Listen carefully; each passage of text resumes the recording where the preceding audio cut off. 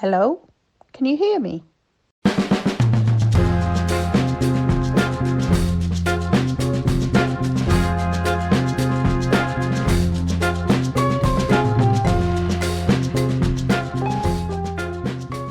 Hello and welcome to a new podcast, giving voice to the diverse talent working to improve health and care for people in West Yorkshire and Harrogate, presented by our Black, Asian and Minority Ethnic Staff Network.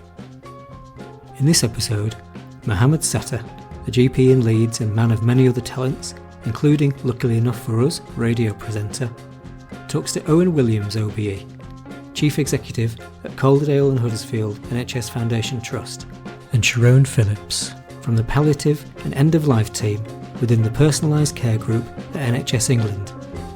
Sherone is also a carer, and carers are the topic of this episode. Let's get started.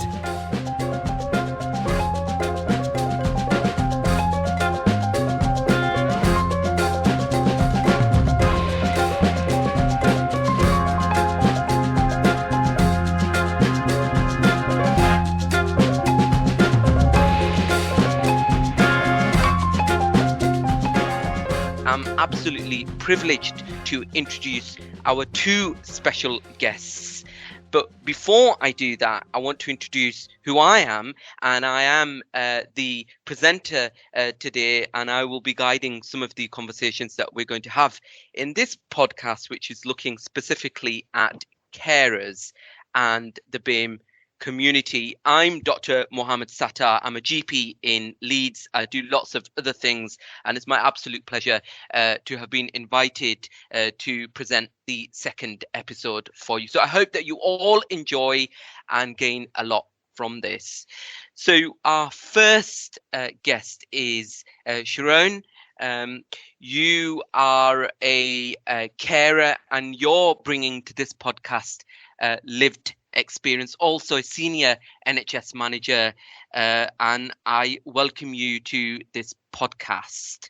Thank you and hello. Did you want to add anything to that introduction, Sherone? Just to say that I really do value this role that I have in NHS England and the palliative end of life care team that I'm in within the Personalised Care Group, because healthcare is now moving so rapidly into sharing information and sharing decisions between the person and the clinicians and the medics. So more of an equal footing, more of a, this is my life, how can we help me live it better? And my role and my experience as a carer and caring for family members is crucial to helping those conversations continue and to get embedded as part of the long-term plan.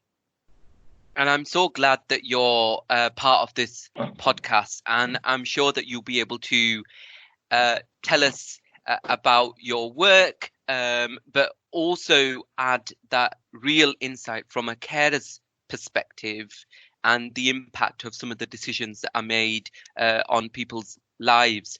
And secondly, I want to introduce Owen Williams, Dr. Owen Williams, Chief Executive of Calderdale and Huddersfield NHS Foundation Trust for the last 8 years. And you've been pivotal in helping with this network, Owen.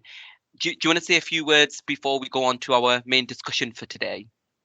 Yeah, thanks, Mo. One, it's good to be on this particular podcast with you and colleagues, and it's good to see that from conversations that were had kind of like a year or so ago, that there's been quite a lot of progress made.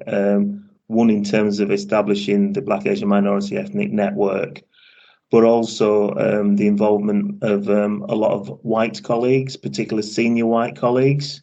So as a chief executive of CHFT, it's good to have played a role that is not only influencing my own practice, colleagues' practice within our own organisation, but to see that we've kind of extended this conversation to a broader platform, a system platform at a West Yorkshire level, is encouraging. And, you know, given some of the reality of what COVID has produced, where we've seen, certainly amongst NHS social care staff, people who are in care homes providing care for people who we've seen the impacts on Black, Asian, minority ethnic staff. It feels very logical also to be having a conversation about caring, and particularly the caring that takes place in home, which is less in view. So I'm looking forward to the conversation. I'm really glad that we're doing this topic, especially during this week where actually there is an awareness campaign around carers in the UK and what role they have to play. And it's incredible the legacy that carers leave quietly, and they're often unheard. When I was looking at the statistics of BAME carers in England, it's staggering. 500,000 BAME carers in England, and each year we think 180,000 BAME people become carers, and that's a huge number, isn't it? Do you think that there is a perception that some communities look after their own? And how do BAME carers deal with that additional pressure from their community? Sherone, are you able to kick off and share your thoughts on that for us? Yeah, I would say it's more than a perception. I would say that it's a cultural given that BME communities look after their own. I know within my own family, even caring for my mum for a young age, you didn't tell anybody what you were doing. Yeah, you looked after your families, and it's expected, and you do that, and you do it willingly, and you do it with love, and it's not a problem. But because people don't know it's happening, and because we don't talk about it, we don't get the help and the support, or ask for the support, or look for it outside of our own communities.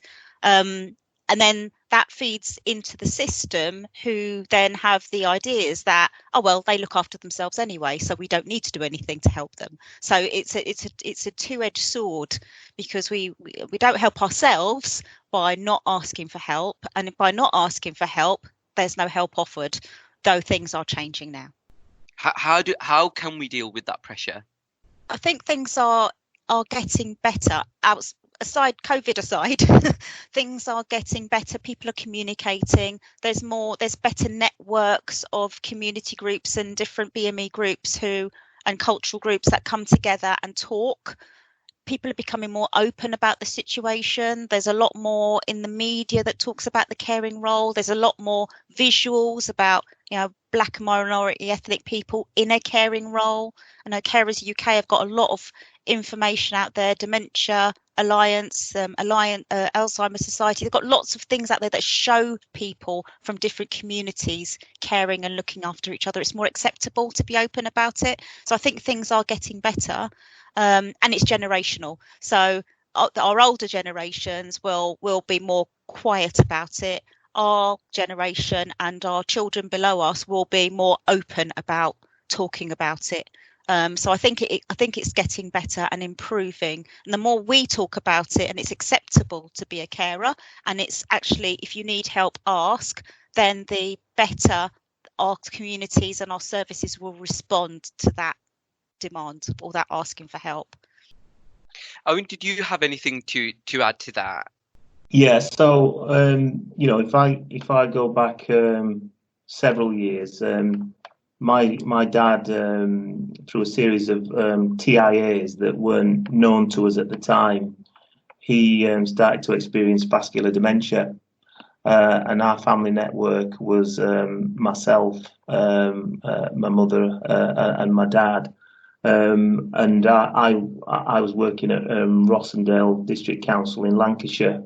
So it was quite difficult, and there was quite a lot of pressure on my mother to kind of look after. And the point I'd make is that it came to the time when my dad had to be sectioned under the Mental Health Act, and the pressure that my mother came under particularly, because in the end I ended up pushing that because she couldn't look after him, but the pressure that my mother came under to not allow that to happen, and to what are you doing, it's, you should be looking after him come what may, is I think a bit of a thing that several of us experience culturally, Now, is that any different to what might happen, for example, in non-BAME families, in white families? I don't exactly know, but I certainly know that I think within BAME communities, there is that expectation. And the challenge I think we've got with that is where that care at home is of a good quality, and the needs of that person are being looked after, then I think, that sort of extended family care is really good, and can be so beneficial. It can be challenging, certainly, if the people providing the care haven't got an income level that can help, or the person who needs care hasn't got the sort of fiscal support. And I know there's been things like personalised care and so on and so forth, but we know that a lot of carers do struggle. So when the care's good, that's a really fantastic way, potentially. The challenge that I think, and I think as communities we need to have, is where we also know that the care's appalling. So where, yes, somebody may be being looked after at home, but actually there will be what we might call quote unquote safeguarding issues that exist around that. I think we don't have enough of a conversation around some of that. And unfortunately, and I work in an institution where I think, there's a recognition now that we need to be thinking about how we co-produce care and services for all communities. I think there's a recognition now that the kind of one-size-fits-all that typically institutions like ours have is just not sufficient. And we have to find a way of getting into a conversation with communities that says, so what would good look like? And this working assumption, and it is a working assumption, that lot will look after their own because it's naturally what they do, I think is something that we need to challenge, and we need to be asking questions of ourselves as communities, but also of people who are in the business of providing care to our communities.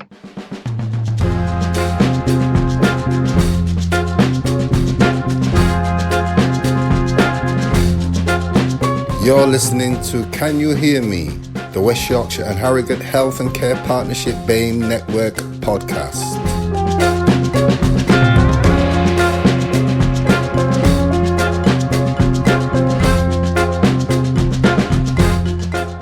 Why don't we say we need support? What are the barriers? Is it that we feel that the people that might provide some of that additional support in the home won't appreciate our cultures and our values, won't speak the same language? Is it because we're embarrassed? Because we've touched on a little bit about the stigma from our own community, which of course we need to address, and that's probably around education and awareness, as Sherone has alluded to. But what is it that's stopping us, or what is the barrier to that? Well, I think it's multifaceted. So there is a bit you've just articulated there, which is about the degree to which within our own communities we've got several sort of inbound pressures that come cultural, historical, that leave us with a feeling that we have to look after our own. And it's like you've failed. So, the narrative in my scenario is I failed, my mother's failed if my dad gets sectioned and is now a part of the care, the sort of paid for care communities. So we have to grapple with that and ask ourselves, is that right given the context? And it will change and vary depending on what the family circumstances are. But it is also the case that the institutions that we work with, and I will describe that from being mental health institutions, physical acute organisations, general practice, social care. Many of those organisations and actually care homes, hospices, they are not necessarily attuned to even getting into the conversation about what might be the different needs. And, if you go back maybe 20 or 30 years ago, where I'm a Bradford lad, so there's always been a significant Black, Asian, minority ethnic population in Bradford, but that wasn't necessarily the case, for example, in a town not too far away in Halifax. Historically, the levels and the proportions of Black, Asian, minority ethnic people in terms of the population have been. So you can say 20 or 30 years ago, you can understand why some of these institutions may have had less regard to wanting to understand how services could be adapted to meet different needs from people who come from different backgrounds. But in 2020, I don't think there is, certainly in terms of urban geographies, I don't think you'll find many urban geographies where this is not an issue now.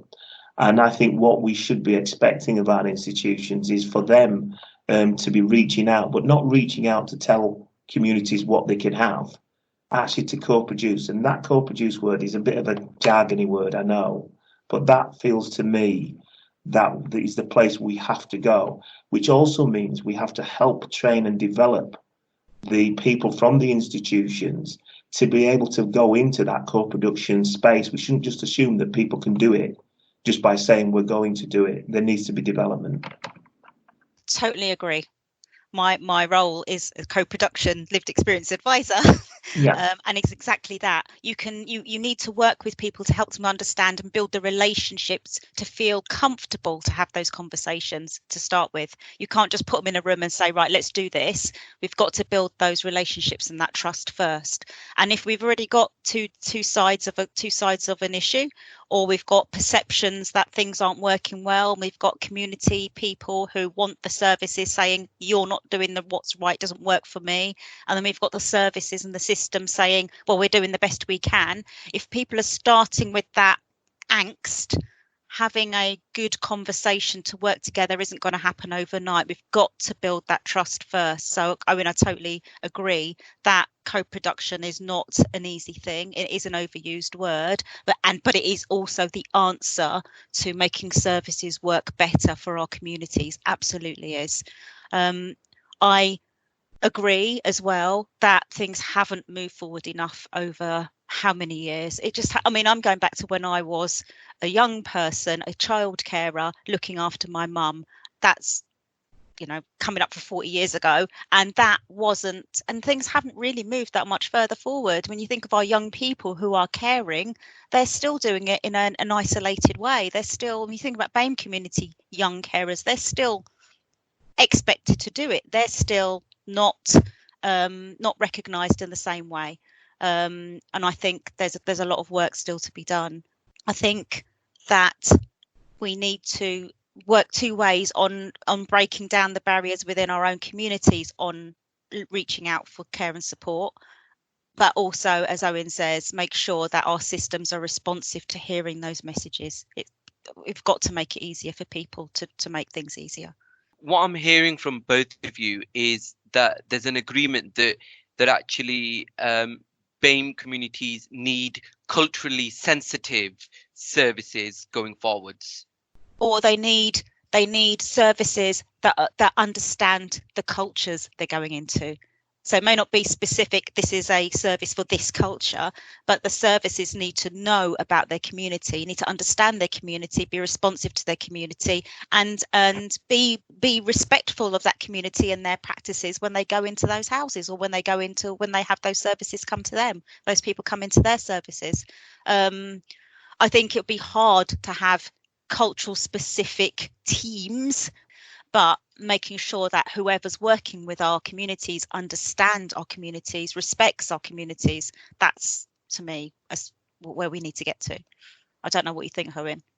Yeah, and I think this also brings into question the leadership that sits within some of these institutions, and what I would call the degree to which people have a natural interest or an inquiry. They want to find out what is happening in certain communities and how they can potentially reconcile. So there will be a national narrative, and Mo, you may experience this in general practice world, but there's a natural narrative that comes from sort of the regulatory world and whatever else, which talks about the importance of standardising care. Every time you will hear a narrative that says, we're kind of inefficient in the way that we work. If we could reduce clinical variation, then we would be in a better place. Now, on the one side of that, you can see that and you think, well, there's a harmonised approach. But if you think about it, it kind of butts up a little bit then against the thought process that says, well, we need to have a more diverse approach for different communities. Because if, on the one hand, clinical colleagues are hearing messages that it's about reducing variation, yet on the other side of this, we're talking about a world where what we actually want to see is the ability to respond to diverse needs. You can see how those two messages, without the right kind of leadership, could be seen as conflicting. So I think there is a leadership question around this, but and linked to that is this point of natural interest, inquiry. I would say to any colleague listening to this now, a simple question that I often ask some of the people that I meet, certainly chief execs, accountable officers, I just ask them the question: do you know the proportion of your Black, Asian, minority workforce that take the flu jab? And I just asked that question, and it's interesting how many people don't even know the answer to that basic question, and that's where I think we've got to get to. Is not a place where you've got the sorts of Black, Asian, minority ethnic faces that are on this conversation kind of thinking about these things. We need the broader leadership community thinking about these things. In the same way, for example, they might naturally think about disability, they might naturally think about gender, they may naturally think about several other things. But the one thing about all those other types of characteristics, with probably the exception of what I would call learning disability and autism, but all those other characteristics, you can probably point to some significant progress in some way, shape or form. The one characteristic where I think it's clear that there's work to do, which is certainly on the dimension of race. And we can't continue to ignore that. We've got to understand that.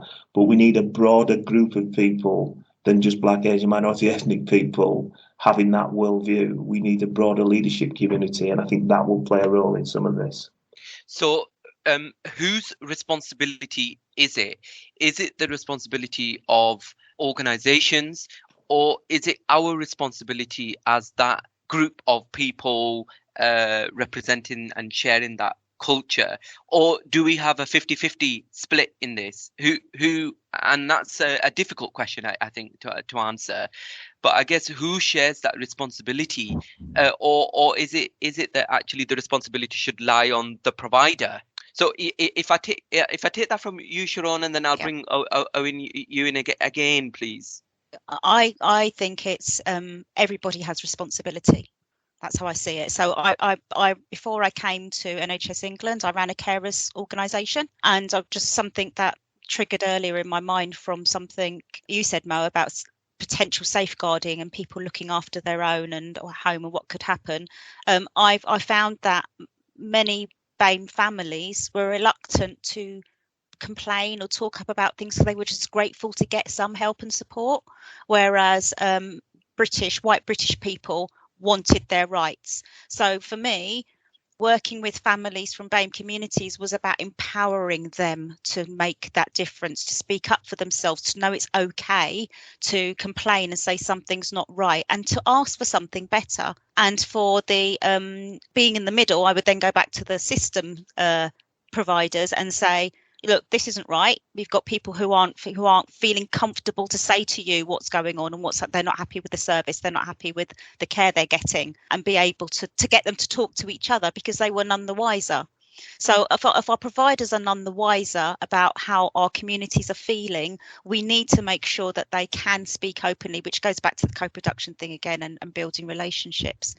I'm hopeful that the personalised care agenda and having individual care and support plans where you're having those open conversations with the practitioner and the individual and the families that are more person-centred and more clearly about what that individual needs or what that family needs for support will help break some of those barriers down. We'll move away from the generalising of this is all about people, this is all about a community. It's about individuals and about people, about being human. And if people are more understanding and have empathy for each other, then I think that will help. but there's a cultural change as well between us and them. So I don't know how long it will take, but we'll get there one day. I suppose just from my point, Rob Webster, who's the lead for our integrated care system, West Yorkshire and Harrogate Care Partnership, has often had this little lovely quote about trying to get to a place where there's leadership in every seat. That leadership is not just about hierarchy. I will just give a but that in this instance, you can't deny that the level of progress hasn't been sufficient. So actually, this is one of the places, and I put myself right in the firing line in saying this, that I think there should be more of an expectation of people like myself who are in significant positions of influence, accountability. I think, whilst I think Sherone's absolutely right, it is everybody's responsibility.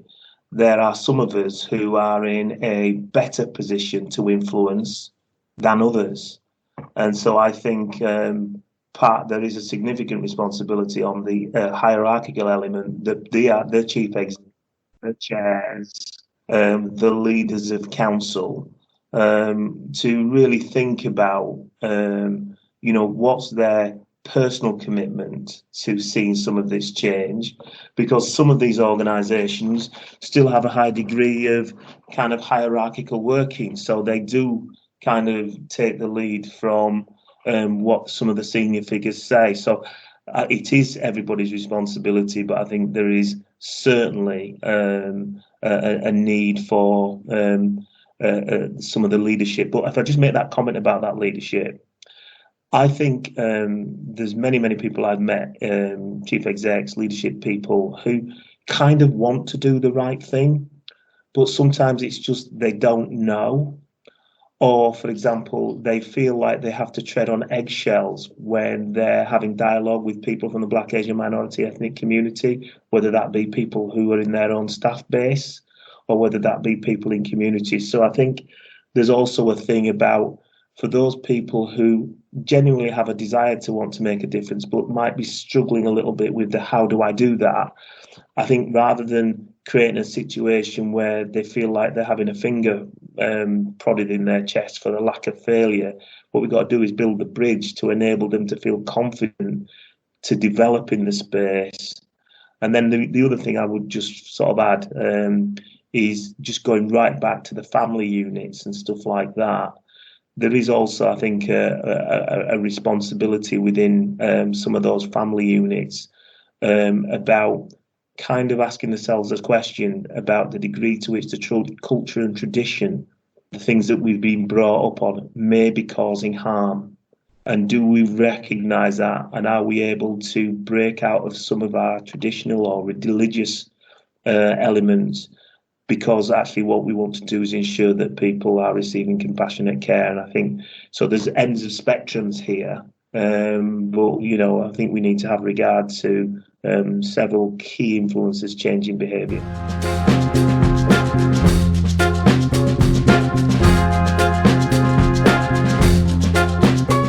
You're listening to Can You Hear Me? A podcast from the West Yorkshire and Harrogate Health and Care Partnership BAME Network.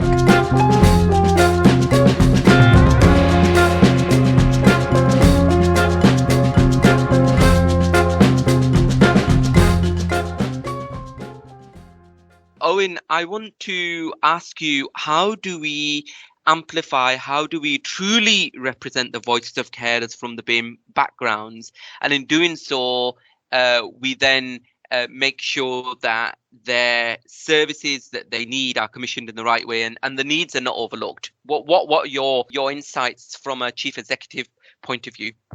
Well, I think the first thing is to ask those very people that very question. How can we amplify your voice, just as a courtesy for nothing else, but actually for real reasons that you're more likely to get a good answer to that question. The last thing you want is somebody like me trying to prescribe or think that they would know what is the best way. But I think you've also got to bear in mind that, and again, it's a little bit of a point that we discussed earlier, is that it would be wrong to assume that everybody would be comfortable in being able to articulate what their needs are. So how do you support people to get to a place where they become more confident that they can express what their needs and desires are? They can express how they would want to, where they've been wanting to be heard. You know, it might not be the Twitter sphere. You know, it might not be via social media. It might be through other mechanisms, and it might not be through what I call some of the old stereotypical places where people say, "Oh, well, it's got to be through the imam, it's got to be through a mosque and stuff like that." You know, there's some really what I would call stereotypical thinking. Those forums may work, but I think we've just got to be asking the people directly, and I think we've also got to be recognising some of the generational changes as well. Because I think certainly the concept of extended families 20, 30 years ago was kind of deep-rooted. I think now that is different.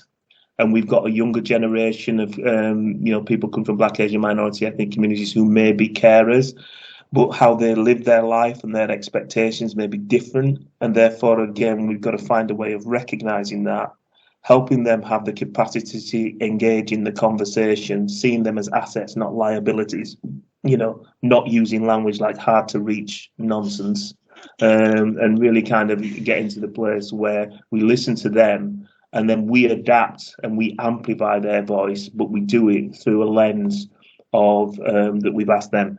There's one little caveat I put on that though as well. We have to be sensitive to the impact, and some people will hate me for saying this, but we have to be sensitive to the impact that this may have on people who are white, and how they may hear a certain message. So if they heard me just speak for the last 30 or 40 seconds, what might they have heard? Might they have heard that I'm just focused on one group of people at the expense of another? So I think when we're thinking about the broadcasting and the communication side of it, we also need to be thinking about how other people might hear the messages, and might we inadvertently create unintended consequences. So I think I just have that little caveat. Thank you. Sherone, did you want to add anything, I guess, from the other side? Yeah, that sparked off so much in my head just there, what Owen just mentioned. So from my perspective, reaching out to people, talking to people is about preparing them. So it's not just about asking them a set of questions to get their answers, because as you said, they may not understand the question. They may not understand their needs. They may not be able to articulate it in one sentence. So it's about getting a group of people together or talking to them who have a commonality themselves, but taking that time to explore where they're at, starting at a surface level, then digging down, finding out about what their needs are. It takes time, it takes investment, it takes time investing in building relationships, building the connections. But at the same time as working out what our people in our communities want and need from services, we have to put around that the boundaries of what's reasonable and expected in this time that we live in. There isn't an open pot of money. There isn't a bottomless pit ready there to design services that people want, wish for.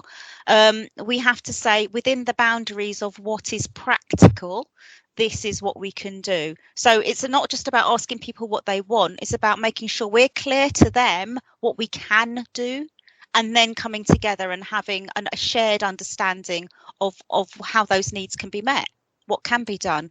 Because if we set people up with expectations of, you tell us what you need and we'll do it for you, we're setting people up to fail. We're setting ourselves up to fail, because what we'll end up doing is making a whole load of promises we can't keep, or asking people for their views and opinions and then turn around and saying, well, actually, we can't do that.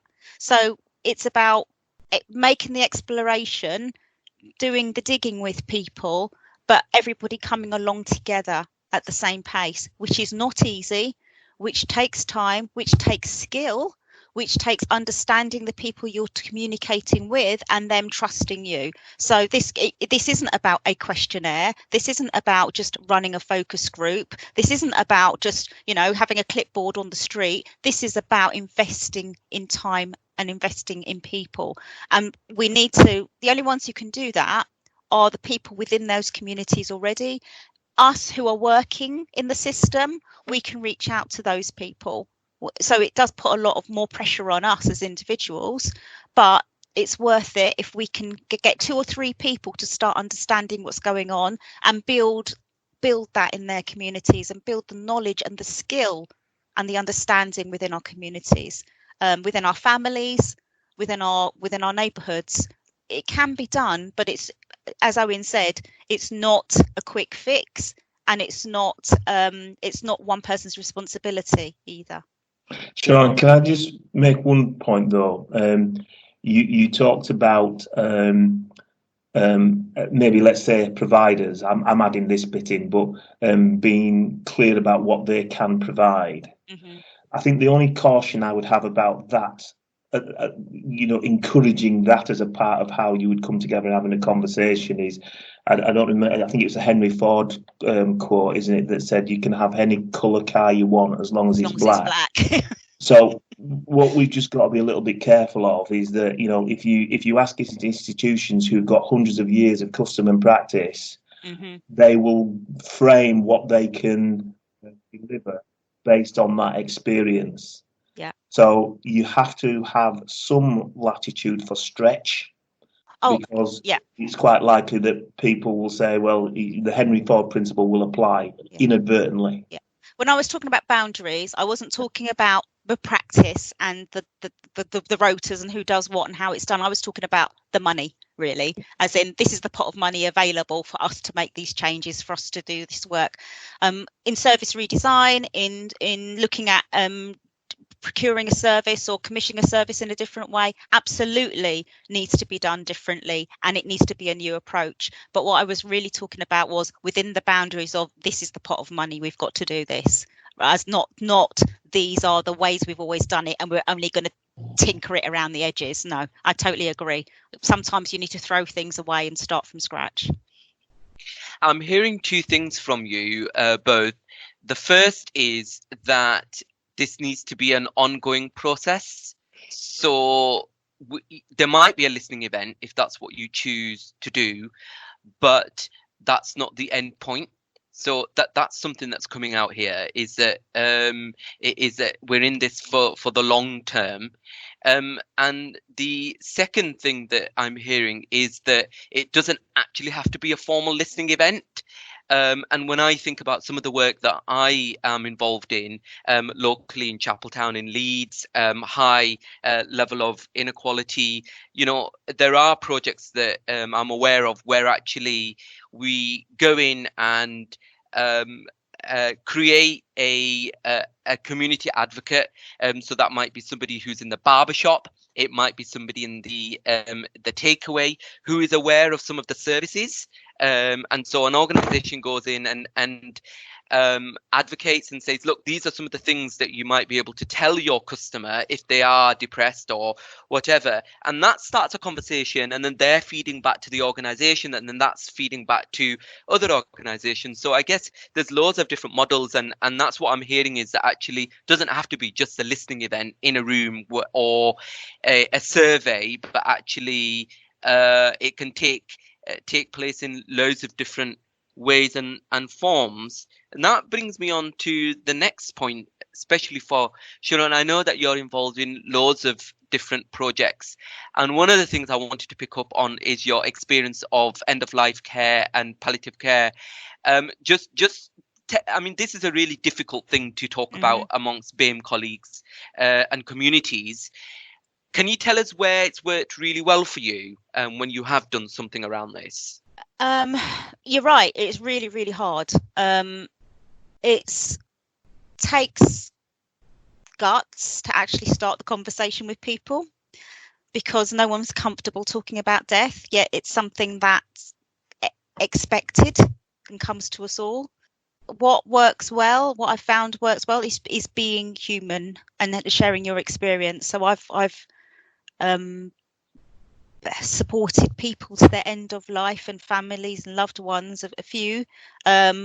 Been through my mum's condition where she's been at near death many times. So for me, that's it's almost I know it's expected. The next time may be the final time, but I don't know what it is with my mum, but she's still going.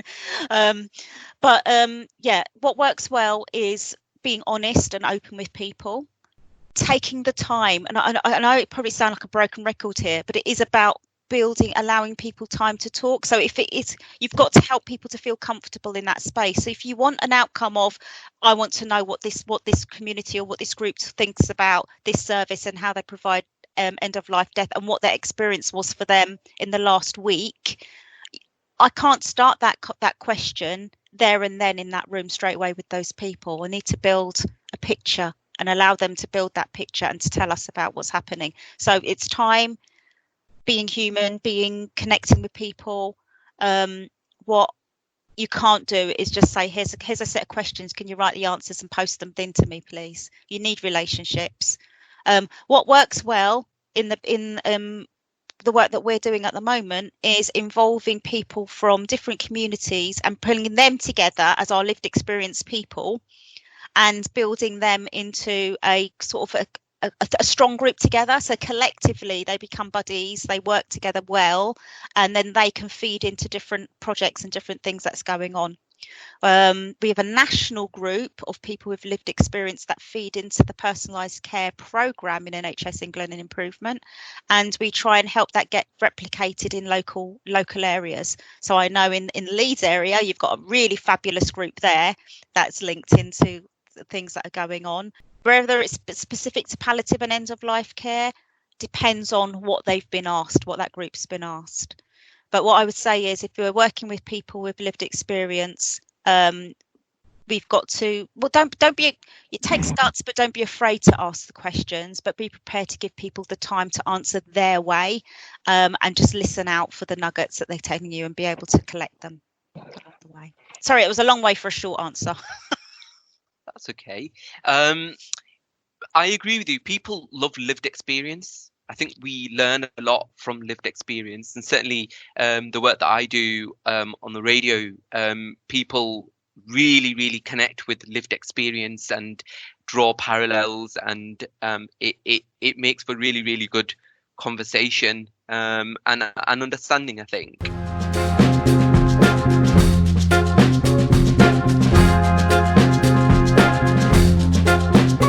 You're listening to Can You Hear Me, the West Yorkshire and Harrogate Health and Care Partnership BAME Network podcast.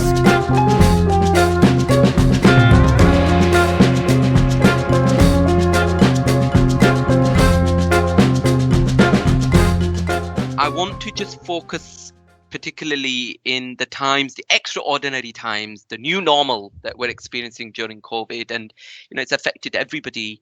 We're now in the 9th week of the lockdown, and I think people are worried there's going to be lots of new carers as a result of COVID, no doubt. I want to know if there is an increase in the likelihood of financial inequalities for a carer from a BAME background. I don't know what you both feel about that. Well, I'm thinking that for many people, BAME people, they're already in lower paid jobs anyway. So that's that. So they're more likely to give up work to care for someone because that it's expected. One, it's expected to look after their own. Two, giving up work is probably seen as the only option available because of the type of work that they're doing. Three, in this time of the COVID-related world that we're in, people are scared. I mean, I care for my dad who's got advanced cancer. He lives with me. I'm worried about going out and about and doing stuff. I'm lucky I can work from home, but I limit my exposure to going out and about because I'm worried about him. So for me, as a carer, I'm speaking for myself, but I can only imagine that others are also scared to go out and about and to be able to, it's risky to be outside, especially now knowing that people are relaxing how they're distancing and being more open about being out and about with people and going into open spaces. The streets are getting full again. That is worrying for people, worrying for carers, worrying about what if they get ill. If you get ill as a carer, who's going to look after your loved one? There's all sorts of things that are impacting. But I think when it comes to work, yes, I think more carers from BME backgrounds are more greatly affected financially because they're more likely to have to give up work and then having to claim benefits or carers allowance, which is minimal, and people are suffering because of it. Owen, did you have any thoughts about this? Yeah, and I suppose I'll just build on Sherone's point. I think if you think, for example, some of our carers, if they've also got jobs alongside caring, there will be a proportion of Black, Asian, minority ethnic communities who are doing work at unsociable hours, for example. Or will be in roles and jobs or industries that, because of the sort of lockdown approach we've had, are probably still the industry types, maybe catering, entertainment, where they are still not allowed to be opened at this moment in time. So there may be a possibility that some people have more time to care, but alongside that, they may have even less resource to supplement that care. The other bit I would say about this, and particularly in relation to COVID, one of the things when I'm certainly looking at our own sort of system and hospital data, one of the things that has become, really apparent is how much we don't know about communities. To what degree are shielded households where there may be a greater likelihood of a carer in those households, maybe, but to what proportion of shielded households are Black, Asian, minority ethnic? We know the overall numbers, but what numbers fit into that? And then there's also the other thing which really causes me anxiety, is that what is happening, because if I look at our own trust data, sadly, the people who are dying are proportionately a majority white, and actually overrepresented white versus the typical population that you would see. And we also know in care homes, for example, that whilst there may be a Black, Asian, minority ethnic person providing care in a care home setting, it is quite likely that they are providing care to a resident of a care home. So we know that Black, Asian, minority ethnic people don't access care homes. So if potentially people are not necessarily dying in the way you might expect in hospital, they're not necessarily dying in care homes, and they're not dying in hospice, okay? But the evidence suggests that Black, Asian, minority ethnic people are more susceptible to COVID. Where are they dying? And if they are dying or they are becoming very ill in that home setting, what pressure is that placing?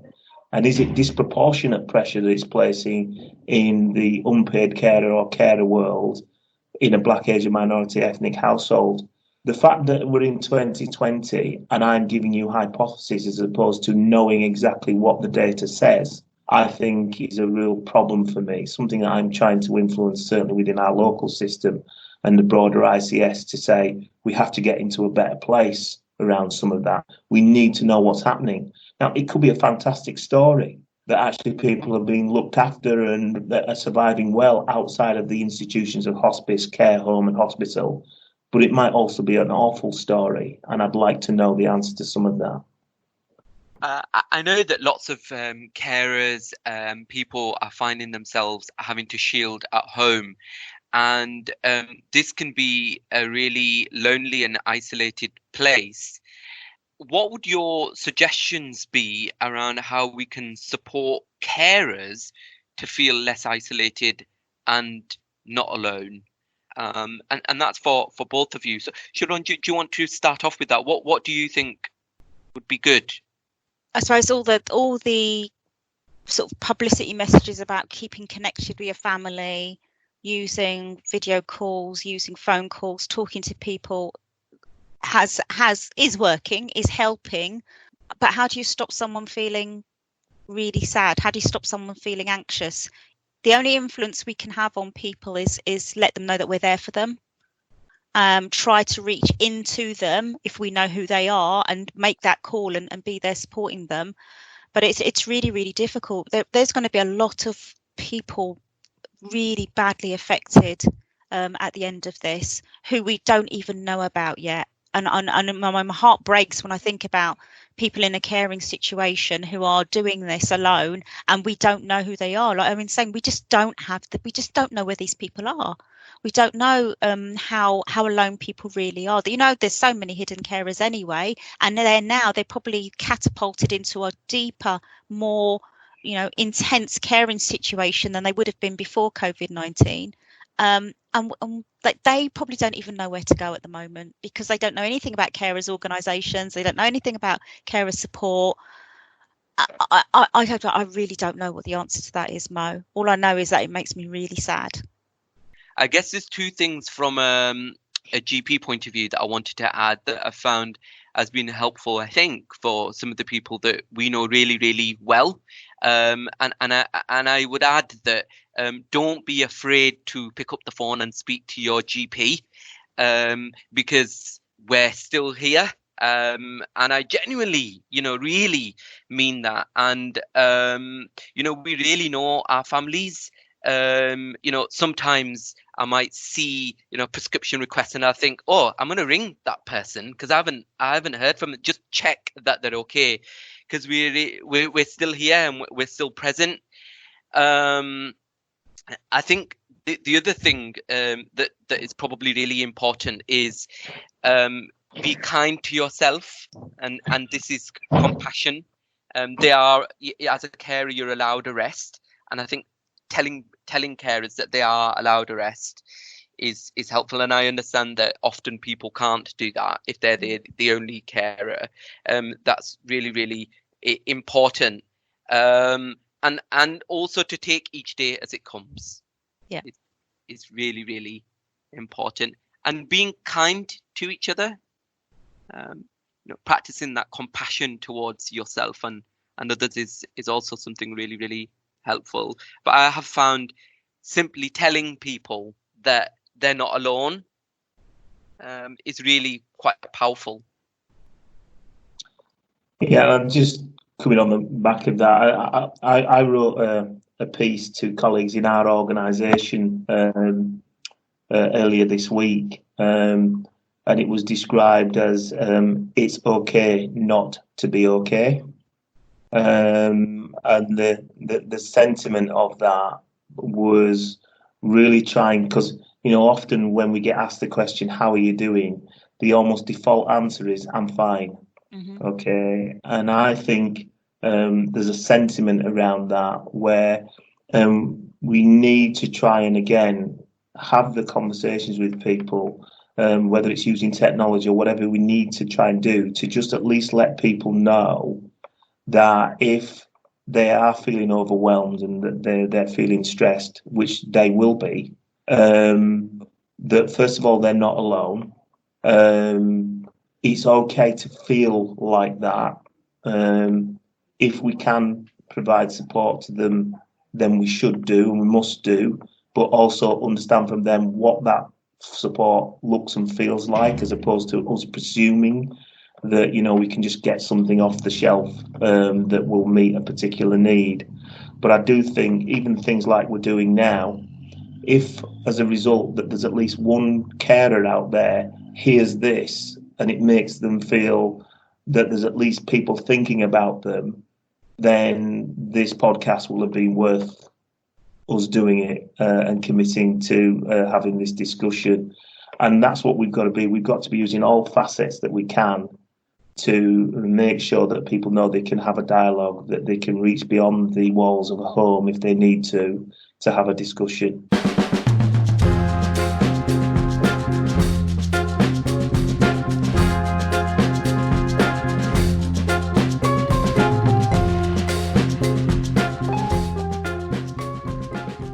Can you hear me now? You've been listening to the West Yorkshire and Harrogate Health and Care Partnership BAME Network podcast. Join us again next time, when we'll be joined by more diverse talent working to improve health and care for people in West Yorkshire and Harrogate.